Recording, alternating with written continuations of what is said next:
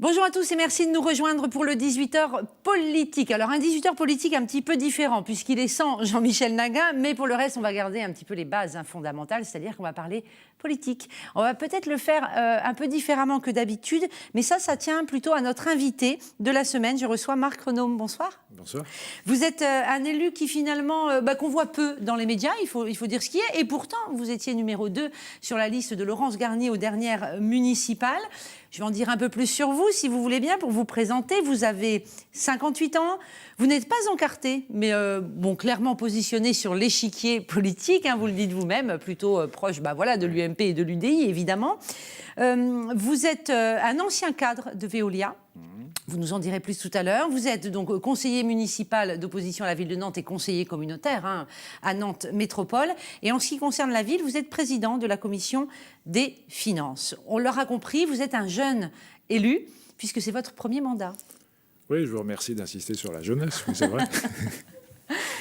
C'est-à-dire que vous venez de rentrer en politique, en fait. Je viens de rentrer en politique, oui, pour une ou deux raisons simples. D'abord, c'est que j'ai passé ma vie professionnelle dans le monde économique entièrement, et que je trouve que changer de monde et voir un peu comment ça se passe de l'intérieur dans le monde politique, qui est un peu l'autre monde, si vous voulez, c'est important, c'est intéressant. Et puis je pense modestement que c'est des expériences différentes qui peuvent peut-être servir à faire bouger un peu les choses.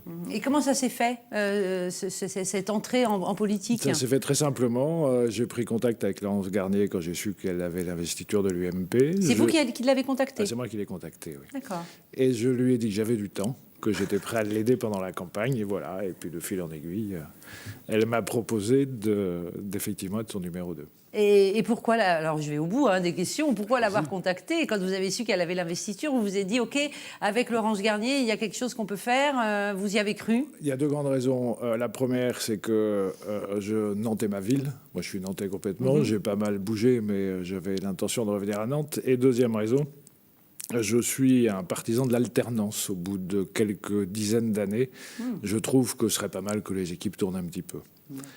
Et pourquoi ne pas être encarté? Pas encarté parce que j'en ai pas éprouvé le besoin, pas encarté parce que ça peut permettre aussi d'être un peu à la synthèse entre des sensibilités différentes au sein du groupe. On a un groupe qui est très uni, mais vous savez, qui représente plusieurs sensibilités, au moins 4 familles politiques différentes, proches mais différentes, et que le fait de ne pas être encarté, ça donne une certaine liberté aussi par rapport à ce monde politique qui est parfois un monde un peu étrange. Mais vous savez bien, on est dans un monde où, quand on parle de politique, on n'aime pas les gens qui n'ont pas de carte, qui n'ont pas d'étiquette claire. On se dit, bah oui, mais ils n'assument pas, ils ne veulent pas s'engager pleinement. Je caricature un peu, mais... Oui, vous caricaturez un petit peu, mais c'est votre rôle. Non, moi j'ai une carte d'identité, je suis nantais, j'ai envie de donner du temps pour ma ville, pour la métropole, pour les habitants.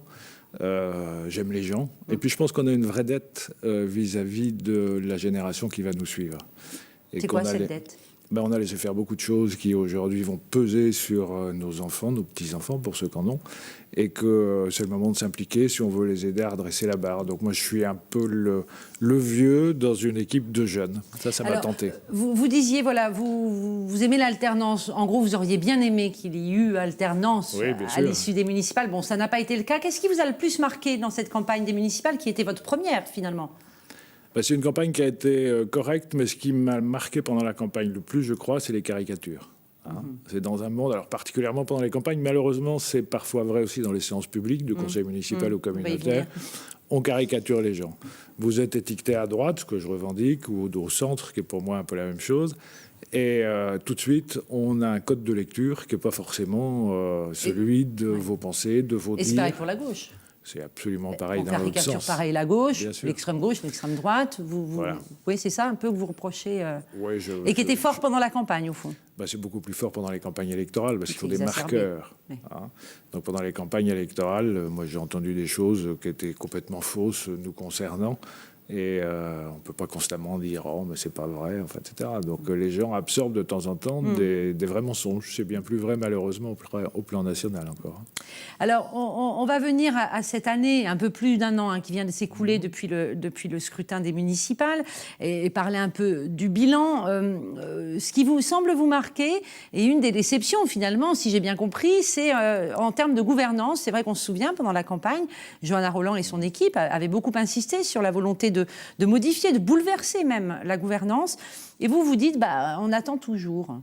Oui, alors je ne suis pas déçu, je suis content d'être élu. Oui, je suis allé dans l'opposition. Par contre, effectivement, sur la gouvernance, il y a beaucoup à dire. Enfin, on est vraiment dans le verbiage et la communication. Je suis désolé de le dire parce que c'est des gens que je respecte, mais il n'y a aucune bonne volonté dans ce domaine. On est la seule grande métropole de France à ne pas avoir de vice-président issu de la minorité. À Nantes Métropole, vous avez ça... Ça avait été proposé. Mais il aurait fallu qu'il vote le budget. C'était ça un peu l'idée ? Voter le budget quand on est dans la minorité, ça veut dire se trahir vos électeurs. Donc c'est une condition totalement impossible. C'est même assez hypocrite d'avoir proposé ça.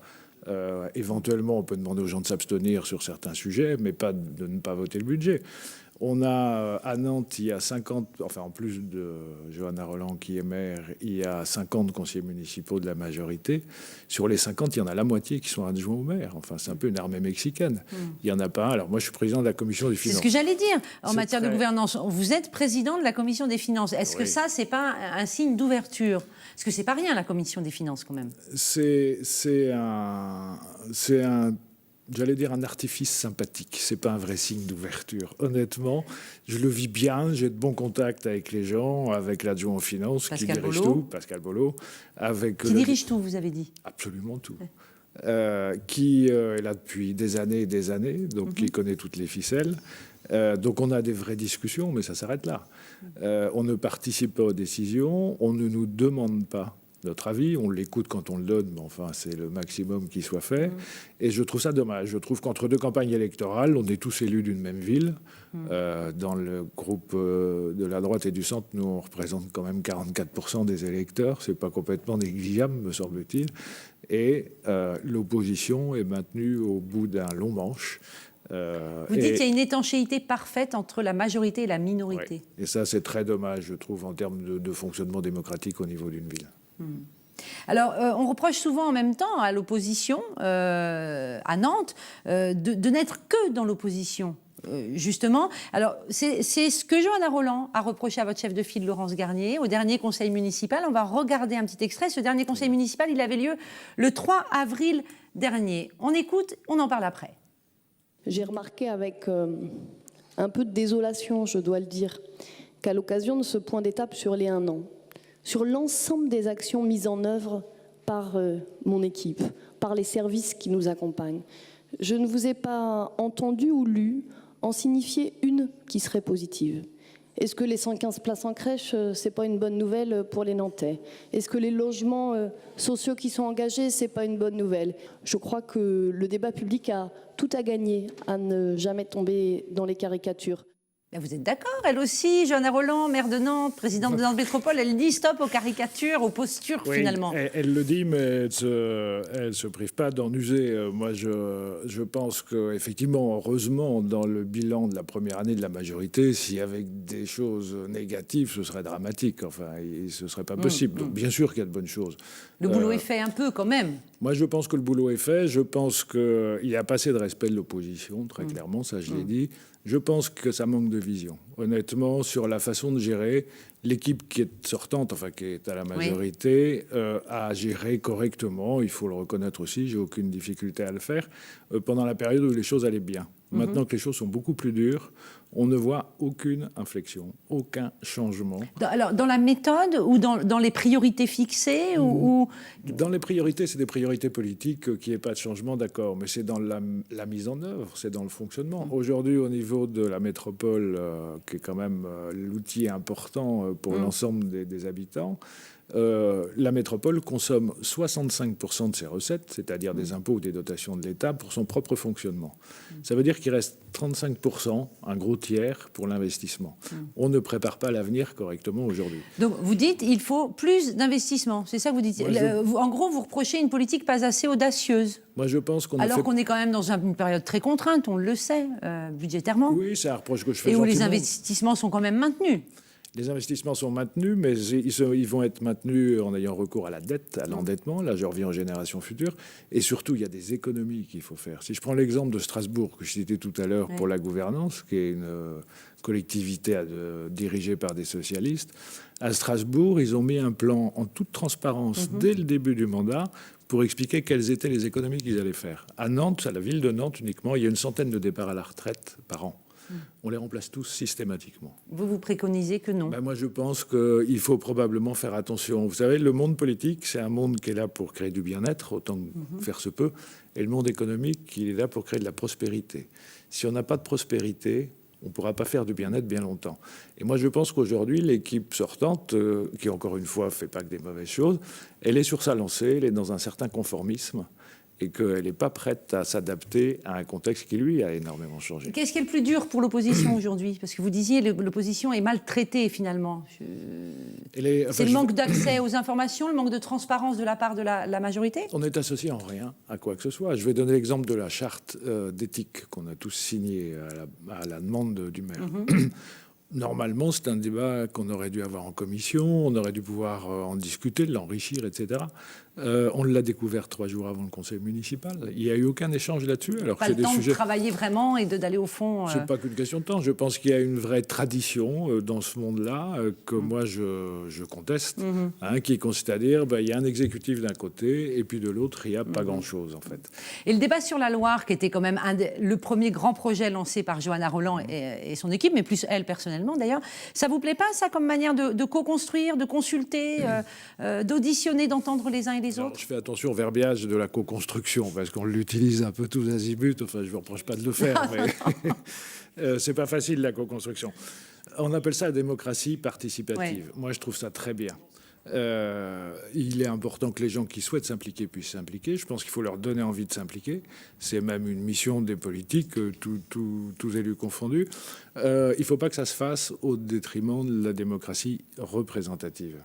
Il y a des élus, quand on veut vraiment faire la démocratie avec les habitants, ce que j'approuve, il faut commencer par être capable d'en faire également avec son opposition. Et c'est vrai que je fais ce reproche aujourd'hui. Ce n'est pas un reproche méchant, mais je pense que ça conduit la collectivité à vivre dans une certaine aisance, en se privant peut-être de certaines idées qu'on peut lui proposer. Il y a des projets qu'on a proposés pendant la campagne, qu'on a proposé de poursuivre, qu'on leur a proposé de poursuivre. Ça nous a été refusé.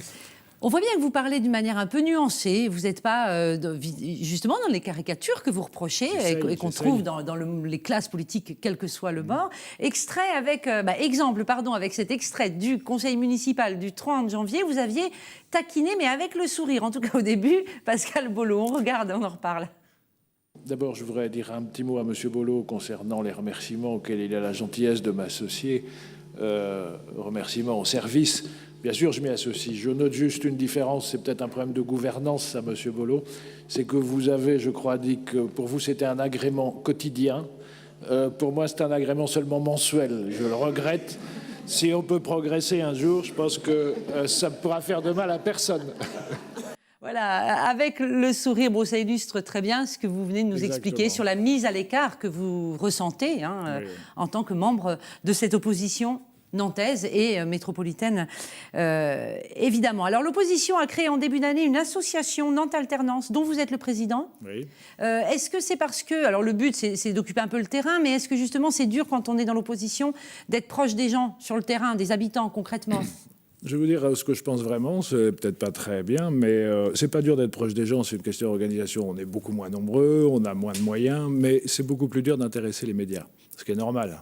Pas nous, regardez. Non, mais pas ce soir, mais c'est normal, il y a un exécutif, il y a une ville, donc c'est pas un reproche, c'est un constat. Non, mais bien sûr. Donc ça, c'est la première raison, effectivement, c'est d'essayer de trouver des champs qui puissent intéresser non seulement les gens, mais aussi peut-être les médias, s'ils veulent bien. Et puis surtout, c'est pour essayer d'associer des gens qui ne s'intéressent pas du tout à la ville, la cité aujourd'hui. Les donc, ramener dans le champ de l'intérêt général. Les rapprocher dans le champ de l'intérêt général, vous le dites parfaitement. C'est sur des thématiques qui méritent vraiment des réflexions, de s'écouter, de peut-être être un peu plus créatif qu'on ne peut l'être dans le petit cercle des élus, associer des gens qui n'ont pas envie d'être élus, mais qui ont leur mot à dire. Alors, vous le savez, j'avance parce qu'on arrive presque à la fin de l'émission. Donc, on va parler un poil politique et des dernières élections, des départementales. Prenez-vous à votre compte le coup de gueule que François Pinte a piqué sur notre plateau le soir du second tour, quand il reprochait finalement un espèce de vol, puisque la droite est arrivée, l'union du centre et de la droite est arrivée en tête en nombre de voix sur le département. Voilà, il était très en colère, très en colère sur le découpage, etc. Bon. Il y a cette question-là que je voulais vous poser, et pour vous y faire réagir, je vais vous faire écouter aussi le tacle. Il n'y a pas d'autre mot de Pascal Bollot à l'écart de votre chef de file, Laurence Garnier. Regardez. C'est pas de la faute du découpage si la leader de la droite à Nantes n'a pas été capable d'aller au combat. Pour moi, quand on est leader, on va au combat. Et je pense que Laurence Garnier a préféré se planquer, pardonnez-moi l'expression, sur une future liste régionale, plutôt que d'aller au combat sur un territoire où elle avait effectivement des espérances. Et je trouve ça dommage sur le plan démocratique. Est-ce que Laurence Garnier ne s'est pas assez mouillée pendant cette campagne des départementales? Écoutez, moi je travaille beaucoup avec Laurence Garnier.